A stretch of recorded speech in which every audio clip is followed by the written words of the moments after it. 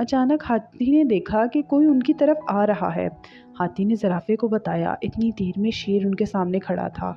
वो उसे देखकर हैरान रह गए कि हमारे जंगल का शेर है ना। शेर बहुत कमज़ोर हो चुका था और उसका सर भी झुका हुआ था। शेर ने कहा, मैं तुम सबसे माफ़ी मांगने आया हूँ। मैं बहुत शर्मिंदा हूँ। मुझे चंद ही दिनों में एहसास हो गया कि मैं अकेला कुछ नहीं हूँ।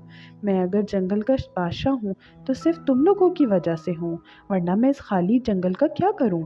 मैंने अपनी ताकत का नाजायज़ फ़ायदा उठाने की कोशिश की और तुम सब पर जुल्म किया।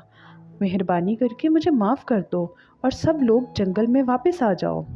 हाथी ने सबको समझाया तो वो बोले, हम कौन सा सारी ज़िंदगी यहाँ रहने आए हैं। अगर बादशाह सलामत को अपनी गलती का एहसास हो गया है तो हमें वापस जाने में कोई इतराज़ नहीं। फूफा हाथी ने कहा, तो फिर चलो सब अपना अपना सामान उठाओ, वापस जंगल में चलते हैं।